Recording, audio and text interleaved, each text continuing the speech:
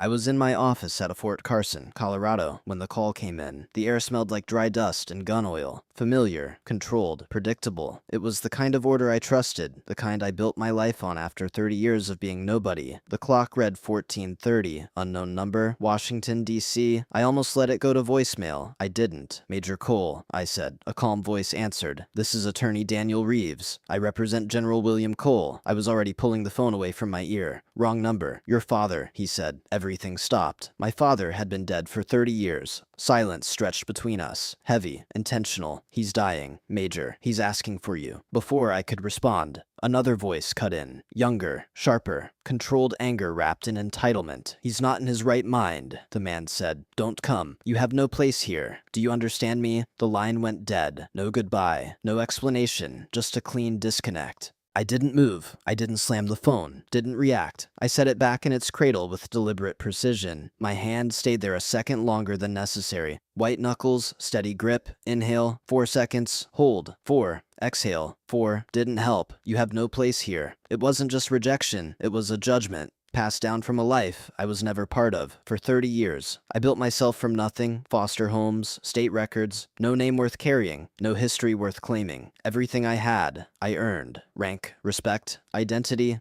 and now some voice from DC thought he could erase me with a sentence. The anger didn't spike. It settled, cold, precise, familiar, the kind that sharpens your thinking. This wasn't personal anymore. This was a situation, and I was done being a ghost. I grew up in places that never kept their names long enough to matter. State homes, temporary housing, rotating addresses that blurred together into the same memory metal beds. Flickering lights, and people who never stayed. You learned early not to get attached, not to expect permanence, not to ask questions no one was going to answer. I didn't have a past, so I built one. The Army gave me structure before I even understood what that meant. First it was JROTC, then enlistment, then the long, quiet grind of proving I belonged somewhere I had no legacy in. No last name that opened doors, no one making calls on my behalf. Just performance. Every evaluation, every field exercise, every promotion board. I didn't aim to stand out. I aimed to eliminate doubt. West Point wasn't handed to me. It was taken, piece by piece. Nights studying while others slept, running longer, shooting tighter groups, keeping my head down, while cadets with family histories in the military treated the place like inherited ground. They had lineage. I had discipline. That was enough. By the time I made major, nobody questioned where I came from, because I didn't come from anywhere. I came from what I built. The Army wasn't just a career. It was identity. Clean, defined, earned. No gaps, no unknowns, no ghosts. That's what made the call different. It wasn't just someone claiming to be my father.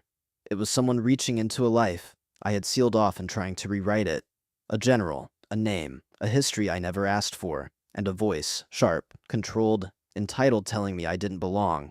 That part stuck. Not the general, not the dying man, the son. Because men like that don't defend people, they defend power. And if he saw me as a threat, then I needed to know why. I didn't sit on it. Indecision gets people killed. That was one of the first things they teach you. Emotion clouds judgment. Hesitation creates openings. So I stripped it down. This wasn't about a father.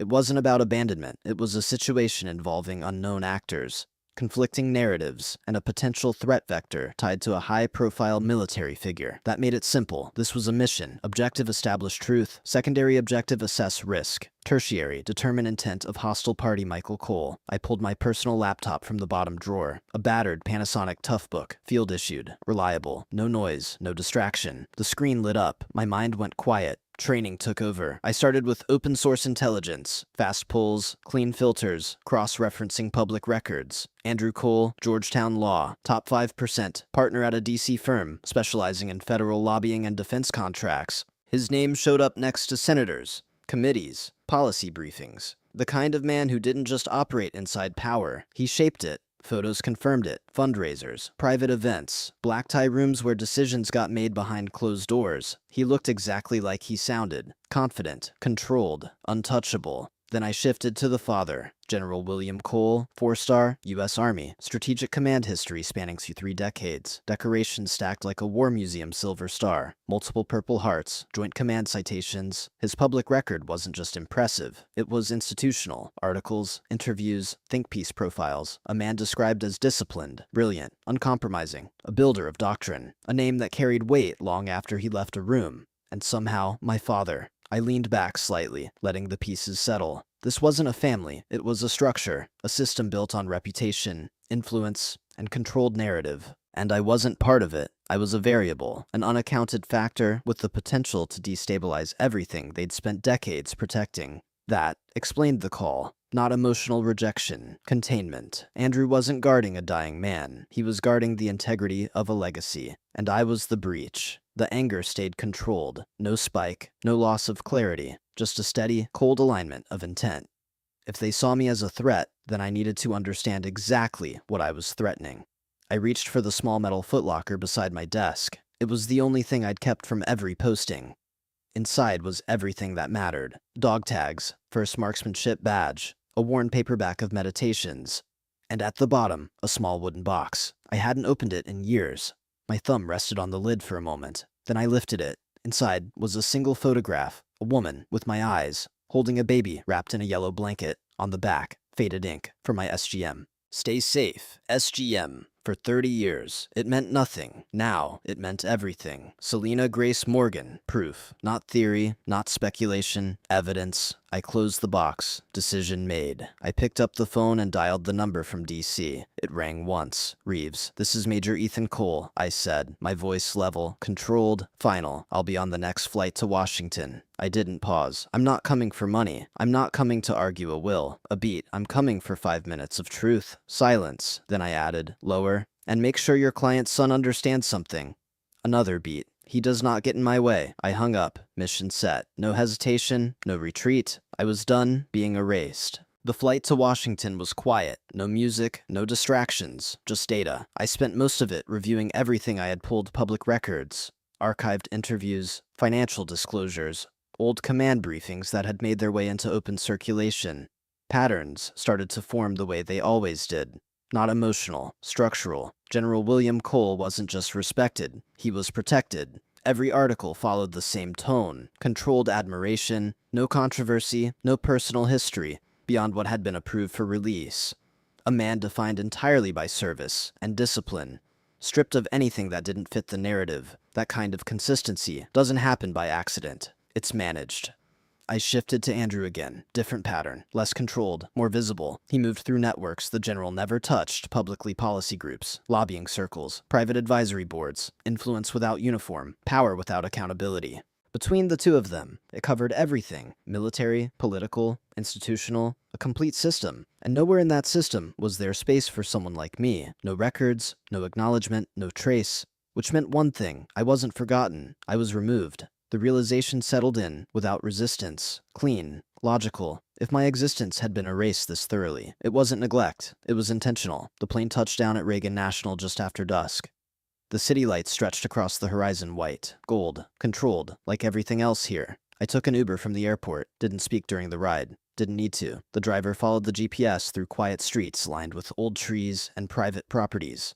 The closer we got, the wider the distance between houses, more space, more privacy, more insulation. We turned onto a long, gated drive without slowing. The gates opened automatically, no guard, didn't need one. The Morgan estate sat at the end of the lane, like it had always been there. White brick, columns, perfect symmetry, generational money, built into every line of it. Not a home, a statement. The car rolled to a stop on the gravel. I stepped out. The air was heavier than Colorado, humid, still, different battlefield, and he was already there, standing at the top of the steps like he owned the ground under it. Andrew Cole, exactly where I expected him to be, waiting, guarding, assessing.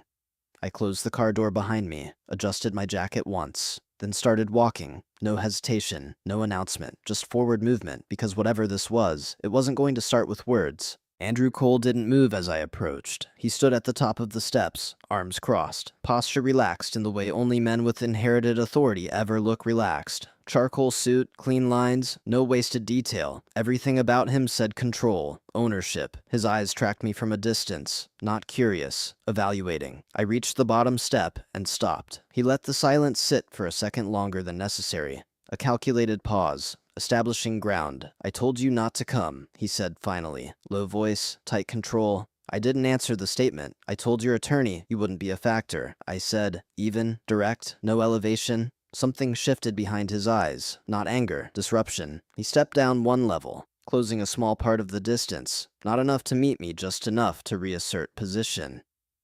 You don't understand what you're walking into, he said. This isn't your world. I held his gaze. Didn't respond. Didn't need to. Words are leverage. And he was already using too many. I moved. Up the first step, then the next. No pause, no permission, for half a second. He didn't react. That was all it took. By the time he adjusted, I was already within his space, close enough to feel the tension lock through his frame. He turned slightly, instinct kicking in, but it was too late to block without making it physical, and he wasn't that kind of man. I passed him, shoulder brushing the edge of his sleeve, just enough contact to register, deliberate, controlled, dominance without escalation. Behind me, I heard the sharp intake of his breath, not fear, loss of control. The foyer opened wide in front of me, marble floors, clean symmetry, money in every surface. I stopped at the center, turned. He followed in, faster now, steps harder, composure cracking at the edges. What do you want? He snapped. Money. There it was. Reframe the situation, reduce it, make it transactional. I can make this easy, he continued. We settle this now. You leave. And my father doesn't have to deal with I want 5 minutes. I cut him off. No increase in volume, just timing.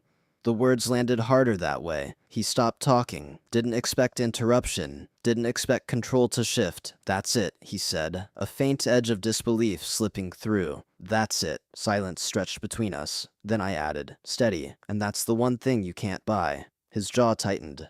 A small muscle flexed near his temple. For a moment, he looked past me, and something changed. Subtle, but real. I followed his line of sight and saw it, mounted high, on the wall above the main staircase. A portrait, large, formal, oil on canvas, army dress uniform, major rank, perfect detail, my face. I didn't move, didn't speak, but everything inside me shifted, because that wasn't recognition, that was placement, and it didn't belong to him. It belonged to the man upstairs. For a second, nothing made sense. The scale of it, the precision, the placement. It wasn't a photograph framed out of obligation. It was a commissioned oil painting, formal, deliberate, positioned at the center line of the house, exactly where every visitor would see it the moment they stepped inside.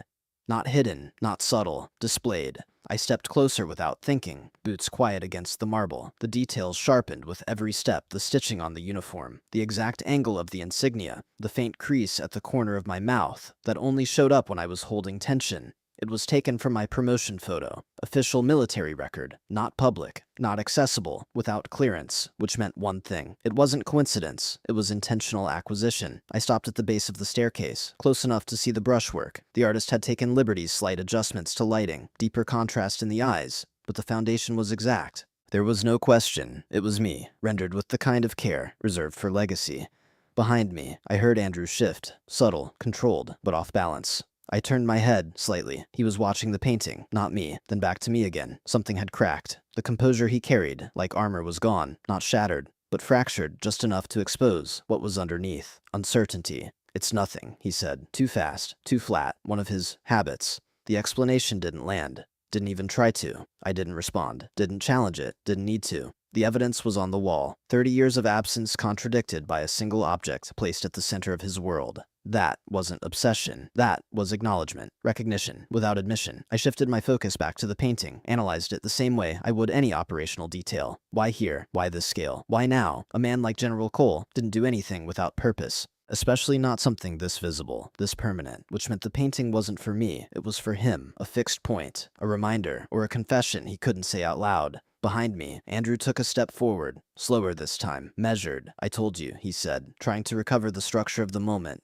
You don't understand how things work here. I turned fully now, faced him. The space between us had changed. He knew it. I knew it. The ground he had been standing on, the certainty, the authority, it wasn't gone. But it wasn't stable anymore. You're right, I said, calm, even. I don't. A beat, then. But I'm starting to. His eyes hardened at that. Reflex. Control trying to reassert itself. But it didn't hold. Because the problem wasn't me. It was the fact that whatever story he had built, whatever version of reality he had been protecting, didn't include that painting. And now, he had to account for it. For the first time since I arrived, he wasn't managing the situation, he was reacting to it. And that told me everything I needed to know. This wasn't about inheritance. It wasn't about access. It wasn't even about me. It was about position. Because that portrait, that placement, it meant I had already been here, long before I ever walked through the door. The door closed behind me with a soft, final click. Sound changed immediately, muted, contained, like stepping into a sealed environment.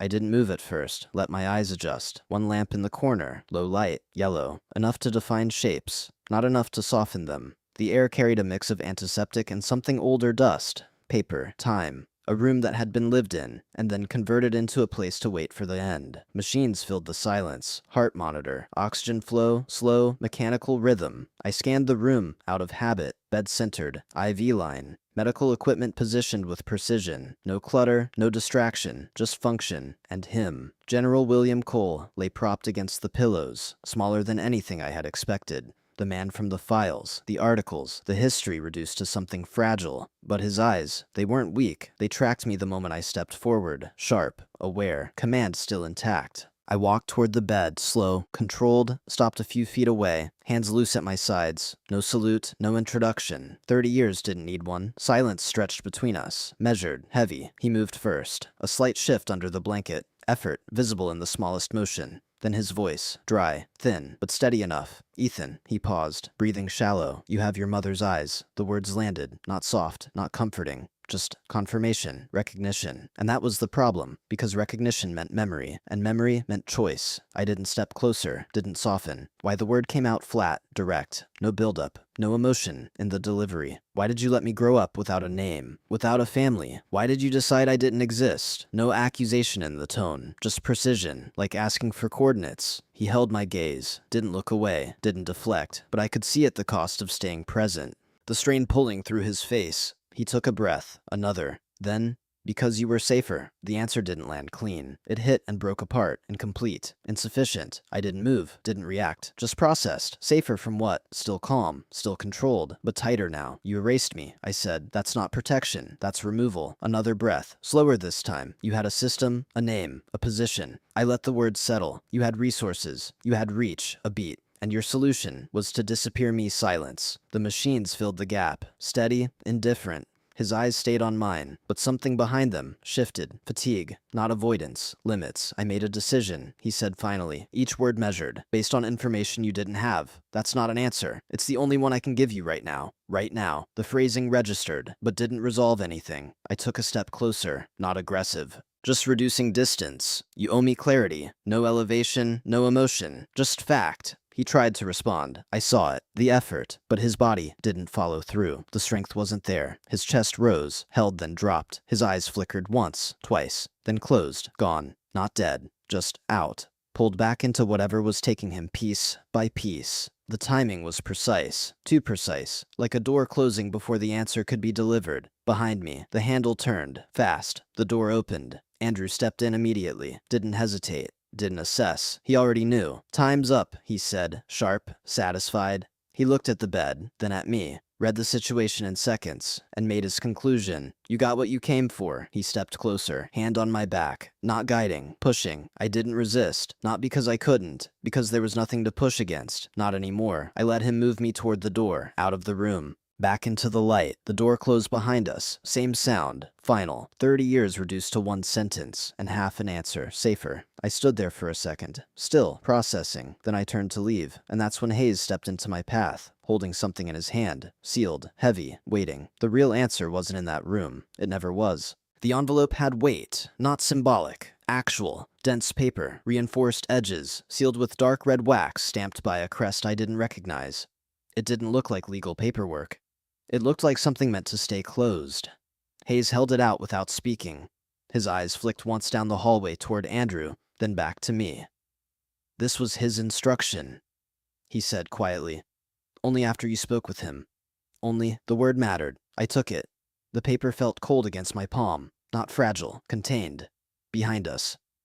I could feel Andrew watching. Didn't need to turn. I already knew his expression. Tight jaw, controlled anger, calculating. He knew what this was, or at least what it could be, and he didn't have it. That told me enough. I didn't open it there, didn't give him the satisfaction. I left. No words, no glance back. The estate doors closed behind me, and the air outside felt heavier than before. Not because of the heat, because of what I was carrying. The hotel room was standard issue anonymity. Beige walls, neutral carpet, a desk that looked like it had never been used for anything that mattered. I placed the envelope in the center, sat across from it, didn't touch it. Minutes passed, maybe longer. Time blurred when there was nothing to anchor it.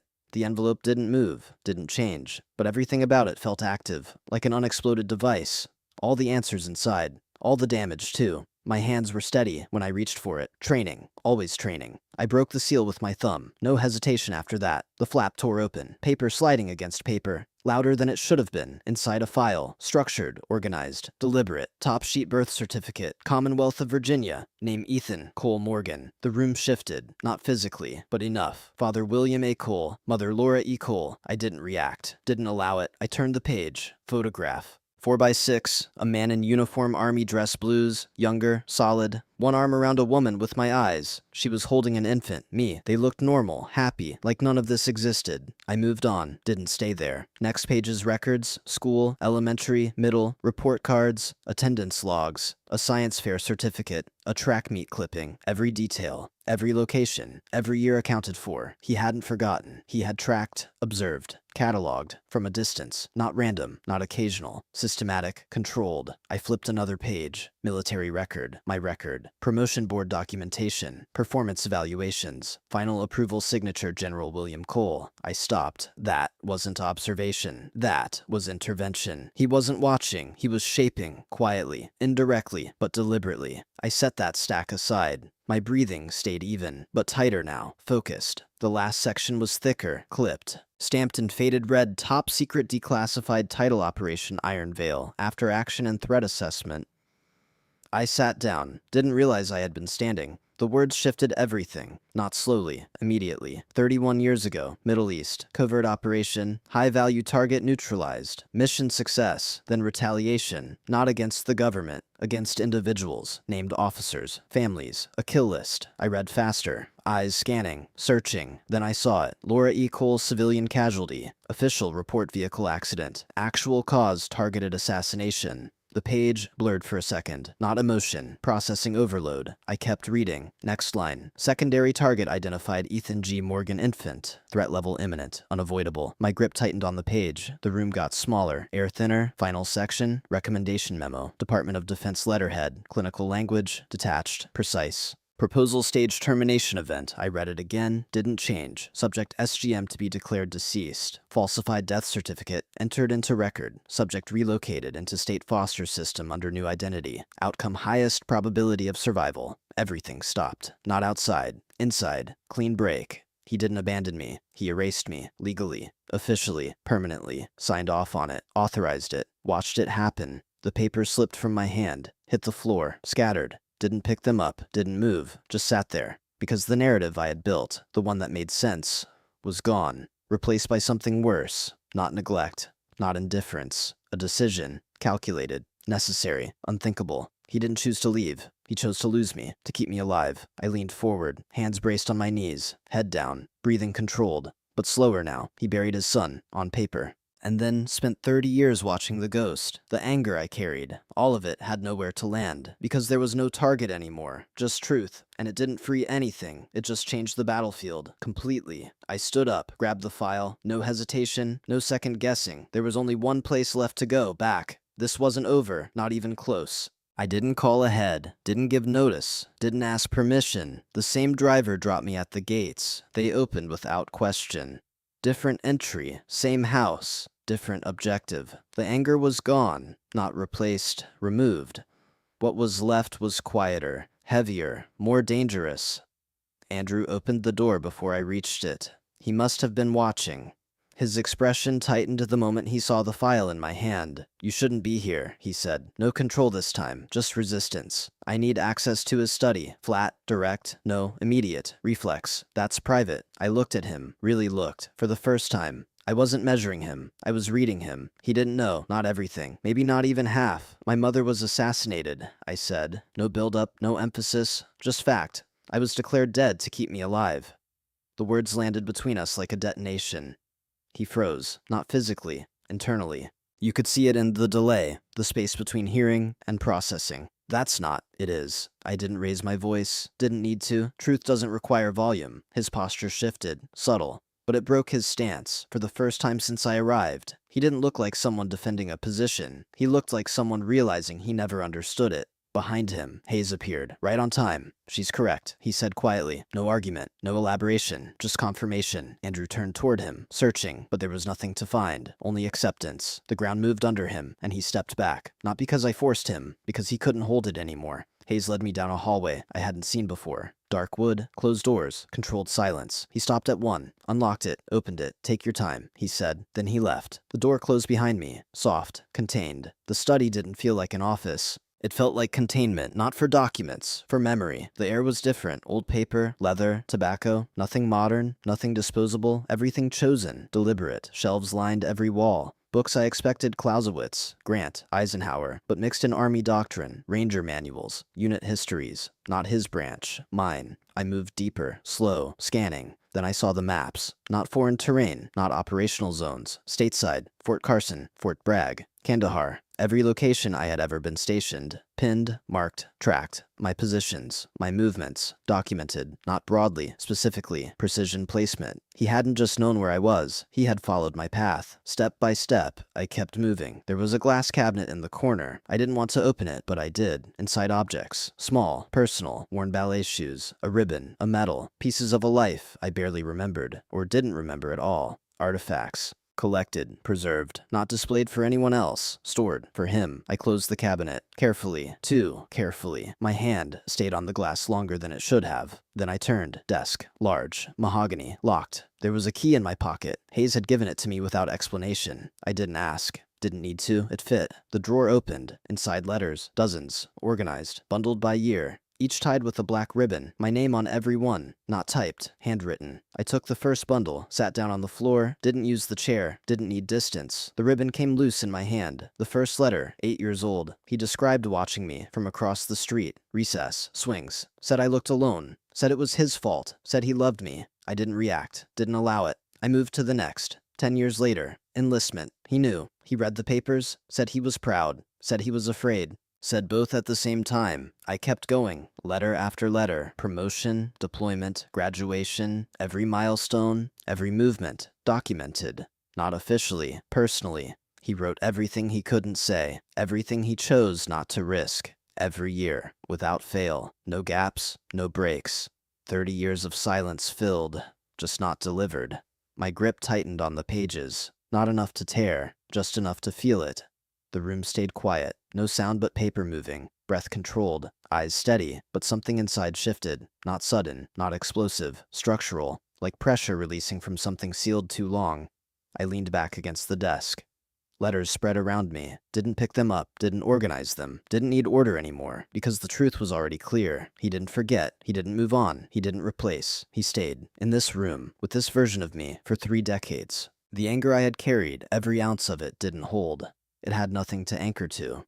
Because this wasn't abandonment. It wasn't even failure. It was a decision that cost him everything. And then he lived inside that cost.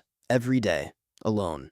I exhaled. Slow. Long. Not release. Not relief. Just acknowledgement. I wasn't the only one who lost a life. He did too. I picked up one letter. Didn't look at the date. Didn't need context. Just held it. Then stood. The room didn't change. But I did. The objective wasn't the same anymore. This wasn't about answers. It wasn't about confrontation. It wasn't even about truth. That part was done. This was something else. I walked out of the study, down the hallway, back to the door. Andrew was still there, waiting, arms crossed. Same posture, different man. I didn't stop, didn't speak, just moved past him. He didn't block me, didn't follow, didn't say a word. Because whatever this was, it wasn't his fight anymore. I opened the door, stepped back inside. The room felt smaller now, the machines louder, the time shorter. He was still there, breathing, waiting. And this time, I wasn't here to question him. I was here to finish it. The room hadn't changed, same dim light, same slow rhythm of machines measuring what was left. But the weight was different, lighter. Not because anything had been resolved, because I understood it now. He was awake, barely, but aware. His eyes found me the moment I stepped in,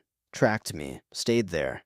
I didn't stop at the doorway this time. I walked straight to the chair beside the bed, pulled it closer, sat down. No hesitation, no distance. The letter was still in my hand, worn at the edges from being folded and unfolded, too many times in too short a span. He tried to speak. I saw it. The effort, the intent. The word didn't finish, didn't need to. I shook my head once. Not rejection, permission. You already said enough. My voice was lower now, quieter, not controlled for effect, just settled. He held my gaze, searching for something. Judgment, rejection, anything. I didn't give him either. I unfolded the letter, smoothed it once against my palm. You wrote this when I was 10, I said. No build-up, no explanation. Then I read, slow, clear. Each word placed exactly where it belonged. You had your first recital today. I stayed outside. Couldn't go in, but I heard it through the doors. You were nervous at first, then steady. You always adjust under pressure. You always do. I paused. Just enough. Then continued. You have your mother's discipline, her control. I see it in everything you do. I'm proud of you. More than I can say. More than I have the right to be. The room stayed still. Even the machines felt quieter. I'm sorry, he whispered. This time the words came through. Clear, broken. I was wrong. I didn't interrupt, didn't stop him. I should have come back, he said, after the threat was gone. I should have found you. His breathing hitched. I saw who you became,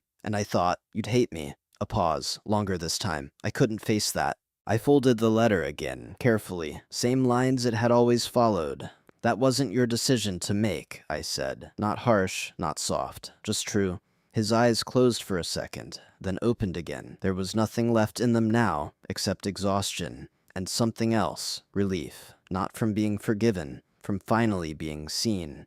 I reached out, placed my hand over his. His skin was thin, cold, fragile. For a second, nothing happened. Then his fingers moved, slow, weak, but deliberate. They closed around mine. Instinct, memory, connection. 30 years reduced to one point of contact. I'm here, I said, a beat. Then Dad. The word didn't echo, didn't expand. It stayed exactly where it was spoken. Between us. Enough. His grip tightened once. Barely there, but real. A breath left him. Long, unforced. The tension in his face released. Lines smoothing. Eyes softening. For the first time, peace. I watched, he said, voice fading. Everything. Another breath, or even now, not a question, not a request, a conclusion. His eyes stayed on mine. Didn't move, didn't break. Then they did. The focus slipped. The grip loosened. The machines responded. One beat missed. Then another. Then a single continuous tone filled the room. Flat, final. I didn't move, didn't call for anyone, didn't react. I just sat there, hand still over his, feeling the temperature shift, the absence settle in. A soldier holds position until the end. That was the rule. So I stayed, until there was nothing left to hold. And then, only then, I let go. They handed me the flag before anyone said a word. Folded tight, perfect triangle, stars aligned, heavy in a way that had nothing to do with weight. He wanted you to have it, Hayes said quietly. No ceremony, no explanation, just transfer of command. I took it with my left hand, didn't look down, didn't need to. I already knew what it meant. The funeral was exactly what it should have been, precise, controlled, public. Arlington National Cemetery stretched out in clean lines of white stone and quiet symmetry. Rows that didn't end, names that didn't fade. The kind of place where stories were simplified, where complexity got buried with the body. I stood at a distance, uniform pressed, boots clean, positioned just outside the perimeter of what they called family. Close enough to see, far enough not to be included. Below, Andrew sat in the front row, perfect posture, measured grief. Surrounded by relatives who knew the version of the story that had been approved. He played the role well. He always had. The ceremony unfolded without error. Honor guard, rifle volleys, bugle call. Every movement timed, every sound deliberate. Then Andrew stood, walked to the podium, delivered the version of history he had chosen. Duty, honor, family. The words came easy to him. Rehearsed, polished. My father was a devoted husband, and the greatest father a son could ask for. I didn't react, didn't shift, didn't interrupt. But something inside me recalibrated. Not anger, recognition. He wasn't lying to deceive others. He was maintaining the only reality he could live with. A clean one. A manageable one. One that didn't include me, and never would. When the service ended, people moved toward him. Hands, condolences, quiet conversations. He accepted them all. Controlled, composed. By the time the last group dispersed, the space between us was clear. He came up the hill, without hesitation. Didn't wait, didn't ask. I hope you're satisfied, he said. No mask now, no audience. You got your moment. You stirred everything up. And now he's gone. I turned to face him, looked at him the same way I had in the house. Only now, there was nothing to measure. You weren't in that room, I said. Flat. He opened his mouth. I didn't let him speak. You don't know what happened. Silence. I held it. Then he didn't die in confusion, I added. He didn't die in regret. A beat. He died clear. That landed. Not because of what I said, because of what he didn't know. I stepped past him. Didn't wait for a response. Didn't give him one. He turned slightly, stopped. Because there was nowhere to go with it. The conversation was over before it started. I was halfway to the exit when Hayes caught up, slightly out of breath. One more thing, he said. He held out a small black flash drive. Simple, unmarked. He recorded this about a week ago, Hayes said. For you. I took it, no questions. Didn't need context. This was the final piece. The hotel room felt smaller this time, less neutral, more temporary. I sat on the edge of the bed, laptop open, flash drive in hand, no hesitation. Plugged it in. One file. Video. I clicked it. He appeared on screen, seated in the same study. Different from the man in the bed. Still weak, but present, focused. This wasn't a goodbye. It was a briefing. "Ethan," he said. "No title, no distance. If you're seeing this, I'm gone." He didn't pause long. "I made decisions to protect you. Some were necessary, a beat. Some were wrong. No justification, no defense. Just statement. I took your name, your life. I convinced myself it was the only way." He leaned forward slightly. "I was wrong to stay gone." The words held. No emotion layered on top. Just truth. "I can't give you back what I took." Another pause. "But I can give you what I should have built." He explained the foundation, quiet funding, years of planning, scholarships, support systems, a structure meant for people like me, people with no structure. "I never activated it," he said. "Too much risk." A faint exhale. "That risk is gone now." His eyes locked with the camera, with me. "Then, this is yours. No hesitation, no condition. A transfer. Build something better than what I left you." He leaned back, energy fading. "But don't build it alone." The screen held for a second longer, then cut to black. I didn't replay it, didn't need to. The message was clear. Not an apology, an assignment. I picked up my phone, scrolled once, found Hayes. He answered immediately. "Send me everything on the foundation," I said. My voice didn't sound like it had before. Not Major, not the version of me from Fort Carson. Something else. "I'll take over." A pause. "Under what name?" he asked. I didn't hesitate. Cole. The word settled differently this time. Not borrowed, not forced, earned. 2 days later, I stood in front of a building that shouldn't have existed. The address matched the foster home I grew up in, but the building didn't. Clean lines, new structure, open space, a sign out front, the Cole Family Center.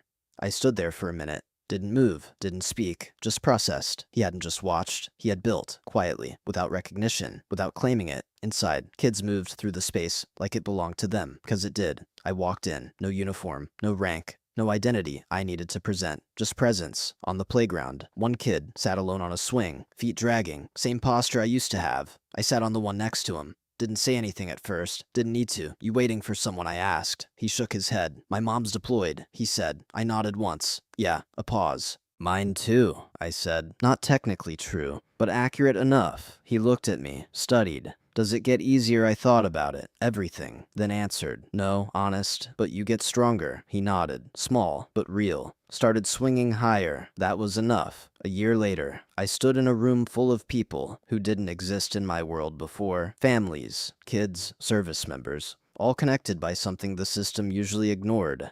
I didn't give a long speech. Didn't need one. "Some of us start without a map," I said. Simple, direct. That doesn't mean we don't get to build one. That was it. No story, no explanation. They understood anyway. The last stop was Arlington. Clear sky. No ceremony. Just quiet. I stood in front of the headstone. Name, rank, dates, all correct, all incomplete. I placed a single white flower at the base. Didn't kneel, didn't linger. "I got it," I said, low, almost lost to the wind. Mission acknowledged. I turned, walked away, not as a ghost, not as an outsider, as something else entirely. Not what he built, not what he lost, what came after. If this story meant something to you, stay with it, share it. There are more like it. This story is a work of fiction, inspired by emotional realities.